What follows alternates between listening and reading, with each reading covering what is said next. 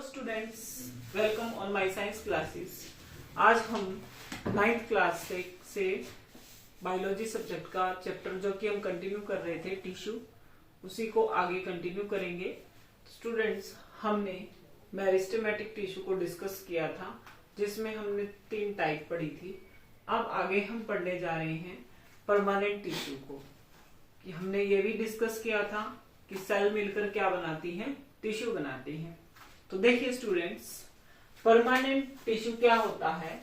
वो टिश्यू जो डिवाइड होने की एबिलिटी को लूज करते हैं। डिवाइडिंग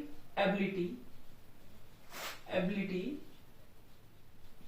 इज लॉस्ट, जिसकी डिवाइड होने की एबिलिटी क्या हो जाए, खत्म हो जाए। क्योंकि हमें पता है कि बॉडी के अंदर सेल्स लगातार क्या करती हैं, डिवाइड होती हैं, और उन्हीं सेल से टिश्यू बनते हैं। लेकिन ऐसा टिश्यू जिसकी सेल कुछ टाइम बाद क्या करें, डिवाइड होने की कैपेसिटी को छोड़ दें, तो उससे क्या होता है, it take permanent shape and size. Permanent shape and size, तो उनकी एक परमानेंट क्या हो जाती है, शेप और साइज हो जाती है। उसके बाद जब उनके अंदर कोई डिवीजन ही नहीं होगा, तो ना तो शेप चेंज होती है और ना ही साइज। तो उसको हम क्या बोलते हैं, परमानेंट टिश्यू बोलते हैं। परमानेंट टिश्यू फिर 2 तरह का होता है, simple permanent and complex permanent tissue. 2 तरह का होता है, simple permanent and complex permanent tissue. तो जो सिंपल परमानेंट टिश्यू है वो हमारा आगे 3 टाइप्स का होता है। कितनी तरह का होता है?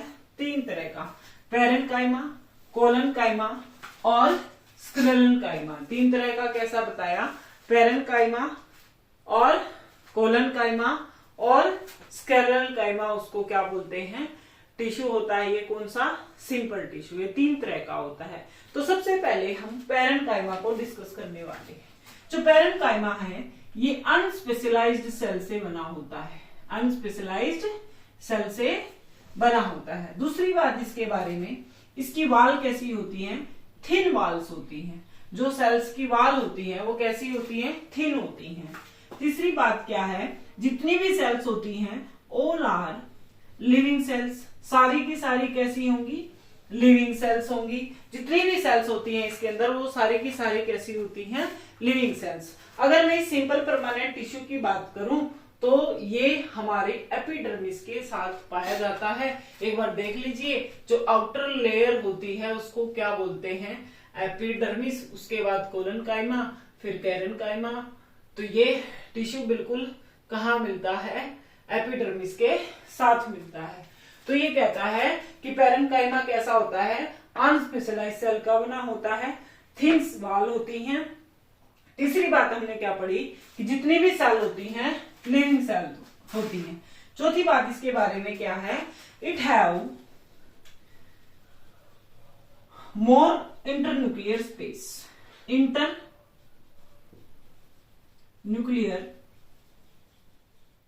स्पेस, इनके बीच में बहुत ही ज्यादा स्पेस होता है। मींस बीच का मतलब क्या, सेल्स के अंदर बहुत ज्यादा गैप होता है, बहुत ही मतलब खुली खुली सी होती हैं इनकी सेल्स, जिसकी वजह से आसानी से क्या होती हैं, पासिंग हो जाती है। वाल कैसी होती हैं, थिन। सारी सेल्स कैसी होती हैं, लिविंग। अब ये कहता है कि कुछ सेल ऐसी होती हैं जिनके अंदर क्या होता है, क्लोरोफिल होता है। जिनके अंदर क्या होता है, क्लोरोफिल। अब स्टूडेंट्स, आपको पता ही चल रहा होगा, जिस सेल के अंदर क्लोरोफिल है तो इसका मतलब वो क्या करवाएंगी, फोटोसिंथेसिस। तो वो टिश्यू जो क्या करवाता है, जिसकी सेल्स के अंदर क्लोरोफिल है और वो फोटोसिंथेसिस करवाता है, तो उस टिश्यू का एक स्पेशल नाम हो जाता है। पैरेन्काइमा में टाइप है फर्स्ट, उसको क्या बोलते हैं, क्लोरोकाइमा। क्लोरोकाइमा, तो उसका एक नाम है। ऐसा टिश्यू जिसमें क्या होता है, क्लोरोफिल, और वो क्या करवाता है, फोटोसिंथेसिस करवाता है, तो उसको क्या बोलते हैं, से पैरेन्काइमा को क्या बोलते हैं, क्लोरोकाइमा बोलते हैं। क्या कहते हैं, क्लोरोकाइमा। उसके बाद क्या है भाई, हमारा कहीं कहीं ये पैरेन्काइमा ऐसी जगह होती है कि उसमें काफी सारा स्पेस होता है, एयर कैविटीज होती है, वहां क्या भरी होती है, हवा भरी होती है। तो वो हवा भरी होने के कारण जो एक्वाटिक एनिमल्स हैं या प्लांट्स हैं उनको क्या करता है, फ्लोट करने में हेल्प करता है। किसमें हेल्प करता है, फ्लोट करने में हेल्प करता है। Air cavity in a tissue that tissue is called aerenchyma.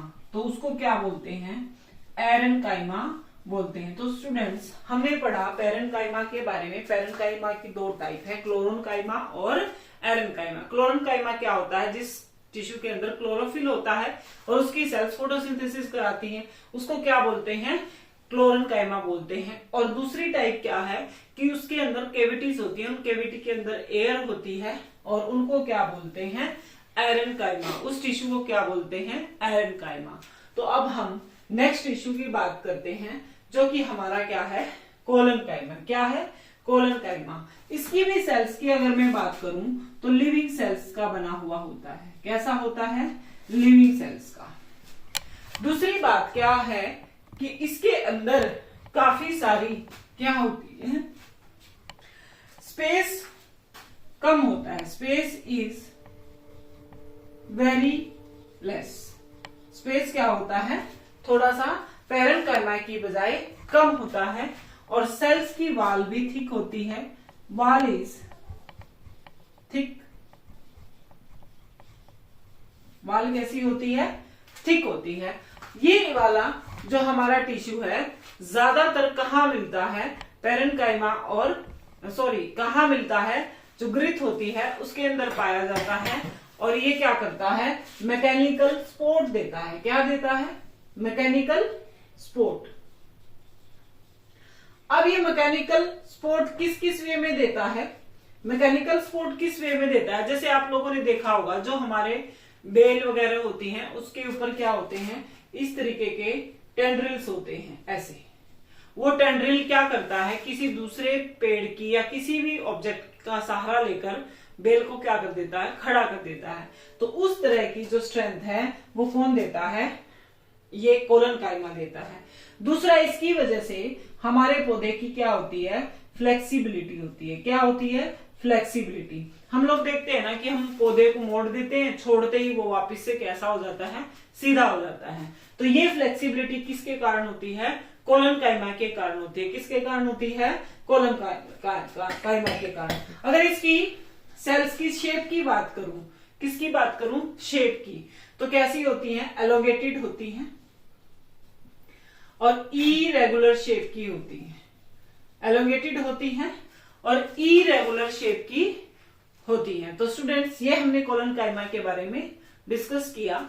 तो आगे टॉपिक को कंटिन्यू करने से पहले स्टूडेंट्स चैनल को सब्सक्राइब करें, वीडियो को लाइक करें और ज्यादा से ज्यादा शेयर करें। तो चलिए हम अपने टॉपिक पे दोबारा कंटिन्यू करते हैं। तो फिर थर्ड टाइप हमारी क्या है, स्क्लेरेनकाइमा। क्या है, sclerenchyma. It is a hard tissue.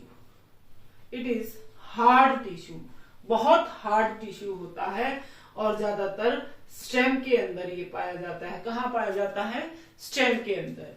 फिर इसकी जो वाल होती है थिक होती है, बहुत ही थिक होती है। किसके कारण, लिग्निन के कारण। किसके कारण, लिग्निन। लिग्निन एक सब्सटेंस है जो इसकी वाल को कैसा बना देता है, थिक बना देता है। उससे आगे क्या बात आती है कि हार्ड होता है ये टिश्यू, थिक इसकी वाल होती है लिग्निन के कारण। तो जो हमारा कोकोनट होता है, कोकोनट, उसका जो हस्क है, it is also made up of this tissue. आप लोगों ने देखा ही होगा कि जो कोकोनट का बाहर की जो कवरिंग होती है वो बहुत ही ज्यादा क्या होती है, हार्ड होती है।